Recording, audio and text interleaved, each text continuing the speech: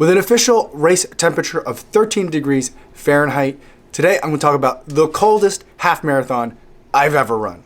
I mean, just look at what it did to my shoes.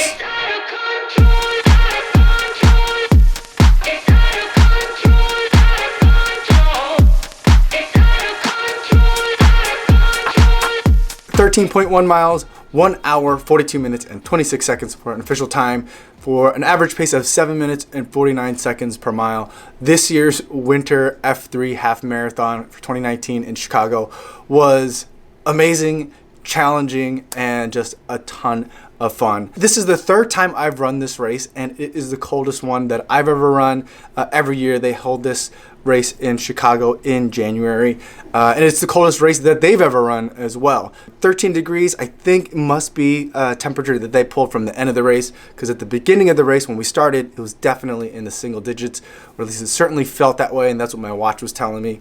My watch had 6 degrees Fahrenheit at the time of the start. The first year then I ran it, me and my running buddy, we decided to run it as stormtroopers because it was so cold and we were worried about just freezing ourselves.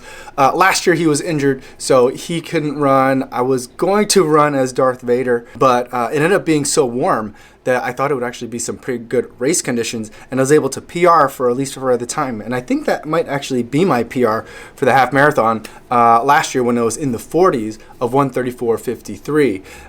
So quite a bit of variety in terms of what you can get. Last year we had probably one of the warmest ones that they've ever run, and this year it was the coldest. Other things that were different for this year is, this year you could either elect to get swag from the race, or you could elect to make a donation to it, the official charity partner. And this year the charity partner is Girls in the Game, so I was able to donate $15 instead of getting a hat and scarf to support that charity. So I thought that was pretty cool. But overall, packet pickup was nice and easy. They had a whole bunch of different times that you could pick up your packet all over the city of Chicago, depending on where you lived, for like the last 2 weeks, and everything was super fast. It took me, almost 0 minutes. The one thing that I did find was a little bit unusual or different from other race packet pickups that I went to is there wasn't like a bag that they gave you everything in. A lot of races they give you a bag with your bib and all sorts of other promotional stuff in there, and that's the bag you're supposed to use for a gear check. Usually it's clear, so that way everyone can, from a security perspective, everyone can see inside. But this year I don't remember if they did it. I don't think they had one last year either, but for this race they don't have a gear check bag. You can use whatever bag you want, which is great because it's a winter half marathon, and I wanted to pack like extra stuff like a jacket, some dry clothes, a whole bunch of other wintry stuff that I could change into or wear before the race or change into after the race. So I had a much bigger bag than I would normally carry for like a summertime race. So that was nice. In terms of race day, the race is at Soldier Field, so you could park in the parking lots at Soldier Field. But because it's at Soldier Field, the after party is not at Soldier Field, and the after party is at a bar nearby, one of the nearest bars to the stadium. And so what me and my running buddy always do is we find a parking spot near the bar where the after party is, and then we jog to or jog after the race for a cool down and warm up. And so that's what we did, and that was fine for us this year, and I actually prefer kind of doing it that way. This year we ended up getting there extremely early. My running buddy picked me up at like a little bit before 8 o'clock. We got down to Soldier Field in no time because there was absolutely no traffic. And then we got there, we got into the stadium, and we had like an hour and a half to kill before really things started picking up. Race time was 10 a.m. and I didn't really want to start doing any kind of real preparations for the race until about 9:30, so we just hung out. But in the meantime, I was able to meet a lot of fans of the channel, and I got to meet a lot of people. People came up and said hi. That was absolutely wonderful. Really great to meet so many of you guys out there today. Thanks so much for taking the time out of your pre-race prep to come over and say hi and introduce yourselves. Always great to meet you guys. It's still a very weird thing for me to have people come up to me and want to say hi to me that I've not met in person before, and I get such a thrill out of it, and it's so great to meet you guys, and that means a lot to me. So thanks so much, you guys, for saying hi. It was so cold, though, for this race that instead of doing the national anthem outside once everyone's in the corrals, they did the national anthem inside, which everyone definitely appreciated. And normally they do like a big warm-up inside, some stretching, some warm-ups that people can do even in a crowded area when we're all jammed into that one part of Soldier Field. But this year they were like, we're not warming you guys up because then you're going to get hot and then you'll get cold as you wait for the race to start, and we don't want people to have like frozen sweat as they start the race. So there was no kind of warm-up unless you wanted to do a warm-up. I didn't want to do a warm-up. I pretty much went from like sitting down where I'd been sitting for like an hour and a half to the corral, which probably wasn't the best, but it's just so cold. I didn't want to go outside any earlier than I had to, and a lot of people felt the same way. I've never seen people so eager for the gun to go off. People were like yelling, "Start the race! Start the race!" And then after like the first wave went, we were like in wave 2. We had 3 minutes to let the kind of the lead pack get out ahead, and everyone was like, just let us go at 2 minutes. So people were just yelling, a lot of bouncing around, hopping up and down, people doing whatever they could to stay warm. But it was nice. Everyone was kind of packed in, so we had a little bit of body heat with each other to help keep us warm. In terms of layer, I triple layered everything. I had like full length leggings, pair of shorts on top of that just to give my groin area a little bit of extra coverage in case it got windy, and then a thick pair of running pants on top. I probably didn't need to go as thick on the running pants on the bottom for that third layer, but it was more of a laundry logistical issue than it was a pragmatic decision. I probably could have gone with something a lot thinner, and then on the top I went with compression long sleeve, another thicker long sleeve running top, not this one, a thicker different one, and then my Nike running jacket on top of that. There again, I probably could have gone thinner for the top layer. I probably should have gone with something that's a little bit lighter, a little bit more wind resistant, which is weird to think that at 6 or 13 degrees Fahrenheit that I was overdressed. But I definitely was. By the end of the race, I had sweat through like all 3 of my top layers, and my jacket was really like twice as heavy as it normally is because of all the sweat. And so I definitely could have gone a little bit thinner, but today was not a day for optimal race performance. Today was a day to do some character building and just survive the race. So I wasn't too worried about that. In terms of overall time, me and my running buddy thought we would try and stay with the 140 pace group and see where we were from there. We had warnings that the path was going to be pretty well plowed but heavily salted. So salted, in fact, that there was going to be puddles and lots of wet spots along the trail, and that's certainly what happened, and that's how my shoes ended up looking like this. I mean, these are all black shoes that are just caked in salty water, that the water has now evaporated, and now it's just salt everywhere.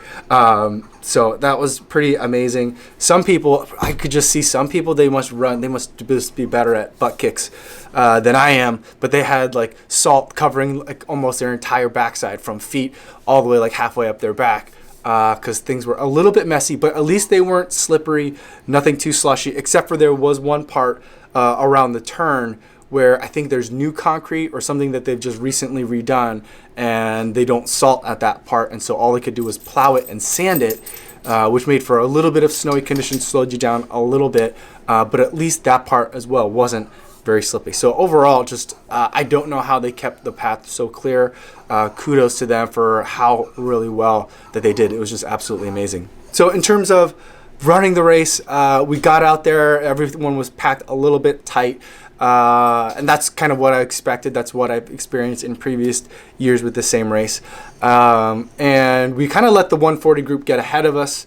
It started out ahead of us too, so I wasn't too worried about it. It ended up, I think we were running a little bit slow for the first couple miles. Looking now back at the splits after the fact. I did have my Apple Watch with me, and I was running with the Stride foot pod, but I was covered in so many layers. I basically started the watch like 2 or 3 minutes early, and then was like, I'm not even going to bother looking at it, because it's just going to be too hard to try to like navigate with my huge mittens on and get through the 3 layers of clothes to try to figure out what's going on with my watch. So I just tried to keep a mental note of what the clock time was. About 3 minutes. I think off of gun time. At about mile 4, I started thinking like we're working a lot harder than I would expect to be working to keep up with a 140 pace group, and my running buddy kind of agreed.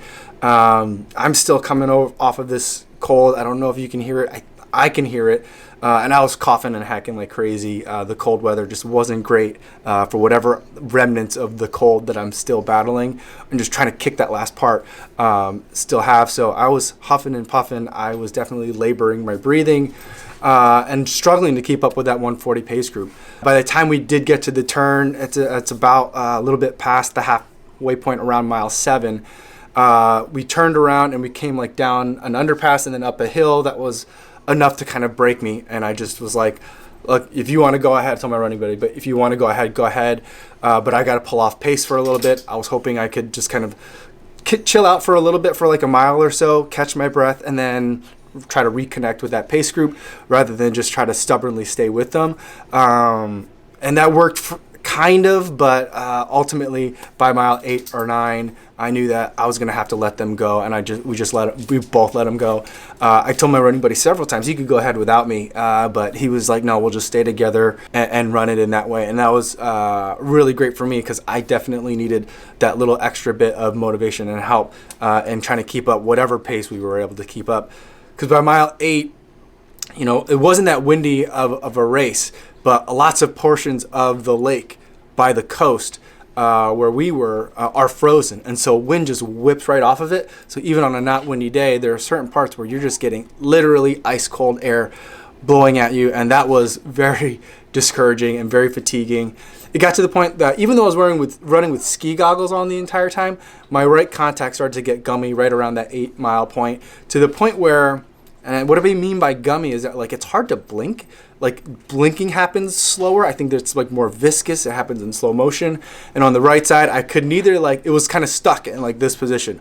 I couldn't really close it more than this. I couldn't really open it more than that. So I found myself at times just trying to if we were on a straight, I would just kind of try and close both eyes for a couple of paces at a time, just to hopefully get the warmth of the eyelid to cover and at least warm up the contact a little bit, so that way I could see, because vision was getting to be a little bit difficult. And then around that same amount of time, this Pegasus shield, this right foot, there's something wrong with this shoe. And right at this spot, it felt like there was a huge rock in there. I knew there wasn't.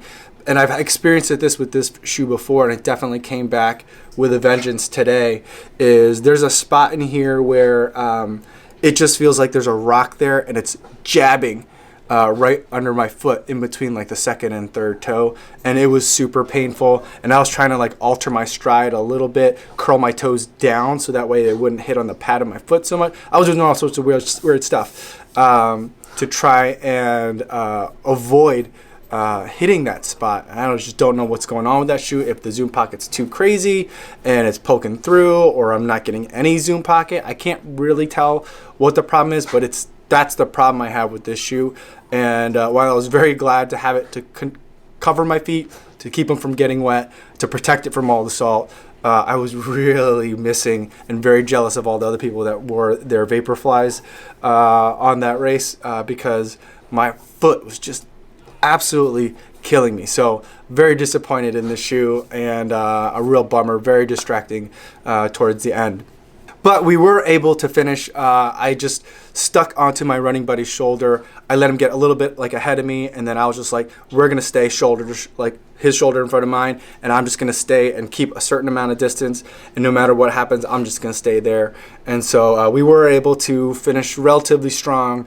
We did negative split the race. I think our first half was 54 minutes, second half was 48. So quite a bit of negative split, although it didn't feel like that. It totally felt like we had just died after about mile 5. So feeling relatively good about the numbers, although the actual times weren't all that impressive. But overall, the day isn't about the times. Days like today are character building days. These are the days that you just got to get out there and get it done, get those miles in and run and push yourself. Mental toughness has always been a little bit of an issue for me, and it's days like this that I'm going to remember when I'm feeling like I'm dying at the end of a long run or at the end of a race, that I can definitely dig down and get that little bit more, because I've done it before in the past on a day like today. So overall, feeling really great about it. After the race, we switched out of some of our colder layers, got into some dry stuff, and then headed over to the after party, which we hung out for a little bit. it's always hard when the after party is at a different location than the race. I think a lot of people at that point are just like, well, I'm cooled down, I've already changed, I might as well just kind of go home. So not a huge party, at least not for the time that we were there, but definitely a great bar and a great way to end a challenging race. I definitely saw a lot of other people that I recognize out there, other people that I know in the Chicago running community. I saw Charles Gonzalez out there, but I always see Charles Gonzalez everywhere I go. He's everywhere. He's at every race. Saw Joey Munoz, or Money Munoz, on Instagram too. I didn't get any footage of him because he was so far ahead of me. I think he finished under 1:30 for the day. The guy's a rock star. He came back so fast that I didn't have time to turn the GoPro on. The GoPro definitely did die through at certain portions of the race, and I was running with it, like holding it against the spot on my mitten where on the inside there was the my hand warmer. Try to keep it warm, try to get a little bit more juice to that battery that way, because it was just so cold. Jamie Hirschfang, who I didn't see out there running, but she's last year's champion, and she came in third for the women this year. She thought that this new course, it was slightly different, and she thought that the new course felt a little bit long, and I definitely agree that it felt very, very long. But on the plus side, the way that the course was kind of redesigned, it avoids one other hill that I think we had to hit last year, so I'll take it. So that was always a plus, a very pleasant surprise as we were running like towards that hill again, and it would have been like the last real big hill of the race. Then there's a part of the trail that kind of curls around it, and that was really nice. So very merciful for the tired, cold, and wind-worn runners. So those are my thoughts for this year's 2019 Chicago Winter F3 Half Marathon along the lake. For those of you that I did meet, or even if I didn't meet you, let me know if you guys ran it. Let me know how you guys did. Hopefully you guys all survived and didn't freeze either. Let me know in the comments. I'd love to hear from you guys down there. But before I go, I want to talk about 2 charity runners for the day, because I did have one for yesterday, but on the race videos, I don't like to put the charity runner part on there because I want to make the race video just about the race. And I have one for today. Yesterday's charity runner of the day was Shamim Mia. Both of these runners are actually going to be running the 2019 London Marathon. Shamim, or Rizzy84 on Instagram, is going to be running for Keach Hospice Care. Now, Shamim's story is particularly amazing because he's going to be running the 2019 London Marathon, even though he had a stroke in June of 2018. So amazing that he's recovering so quickly and is able to do such a great thing, and so great to see someone going from such a dire health situation and going out there, getting better, and really living life. So I donated 10 pounds to his cause. And today's charity runner for the day is Ian Jackson, who's going to be running for Back Care, which is a charity that focuses on people with back issues. And that's important to him because his partner Moira has the degenerative disc disorder. And so this is a charity that means something to him as well. I've also donated 10 pounds to his efforts, and the links to both of these guys will be in the description in case you'd like to learn more. That's all I have for today, everybody. Thanks so much for watching. Thanks for making it to the end of the video, and I'll see you guys tomorrow. Yo, what's going on?